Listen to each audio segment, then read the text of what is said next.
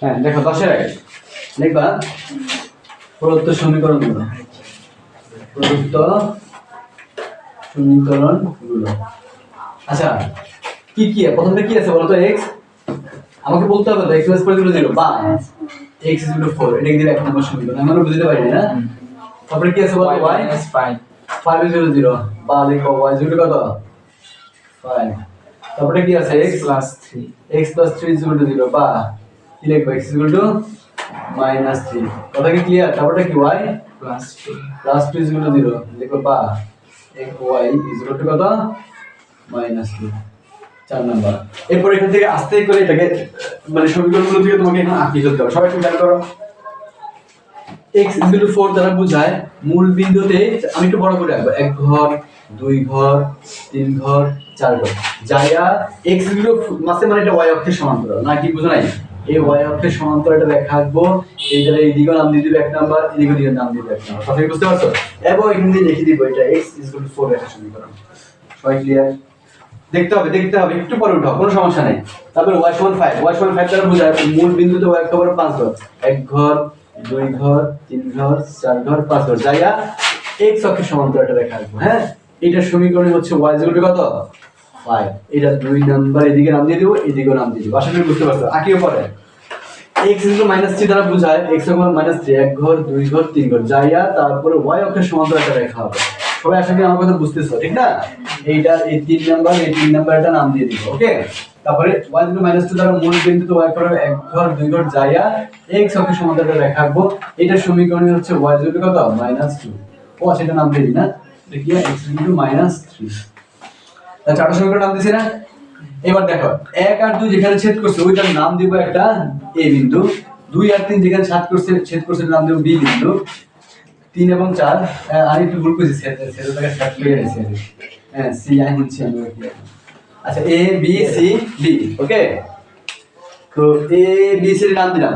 এবার আসো আমার প্রশ্ন হলো আমাকে তো ac কর্ণ এবং bd কর্ণের সমীকরণ বের করতে হবে তাই না? যে চতুর্ভুজ উৎপন্ন হয়েছে এখানে। এবার আসেন এই বিন্দুর স্থানাঙ্ক না জানলে আমি তো কোনোভাবে এসি কর্ণের এই দেখো আমাকে এসি কর্ণের সমীকরণ এবং এই বিডি কর্ণের সমীকরণ বের করতে হবে। বুঝতে পারছেন না? এখনো বুঝেন নাই? এবার কিন্তু পুরো চিত্রটাই আছে। এবার আসো এই বিন্দুর স্থানাঙ্কটা কত? আমাকে স্থানাঙ্ক না জানলে তো আমরা এবার দেখো কিভাবে এই বিন্দুর স্থানাঙ্ক আমরা বের করব। এই বিন্দু কোন দিকে রেখেছে? বিন্দু 1 এবং 2 লিখিও পারে 1 এবং 2। তো 1 এ x এর মান কত? 4 আর 2 এ y এর মান কত? 5 4.5 হয়ে গেছে না? আমার কথাটা বুঝো নাই? 2 এ y মান 5 আর 3 এ x এর মান কত? 3। তো b বিন্দুর স্থানাঙ্ক লেখার সময় আগে y 5 লিখবো না 3 লিখবো? -3, কত 5। আগে সবসময় ভুল তারপরে গঠি ঠিক না? না আমার কথাটা বুঝো নাই? আগে সবসময় কি ভুল তারপরে কি গঠি। তাহলে b বিন্দুর স্থানাঙ্ক কোনটা? b বিন্দু ছেদবিন্দু b বিন্দুর কোন দুটো রেখা ছেদবিন্দু? b বিন্দুটা হচ্ছে 2 এবং 3 এর ছেদবিন্দু। 2 এ তো y এর মান 3 এ হচ্ছে x এর মান। তাহলে x আগে লিখতে হবে y পরে লিখতে হবে না তো ছেদবিন্দু হবে না। ঠিক আছে? তারপর আসো 3 এবং 4 c বিন্দুতে ছেদ করছে। তাহলে কত হবে কত? -3, -2।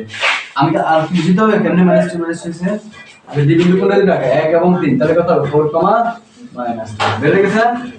তাহলে বুঝতে পারছো? এই জিনিসটা বুঝতে পারবে তার অঙ্ক সহজ। দেখো দেখো কি ধরি 1 ও 2 এই বিন্দুতে 2 ও 3 বি বিন্দুতে 3 ও 4 সি বিন্দুতে 4 ও 1 ডি বিন্দুতে ছেদ করে।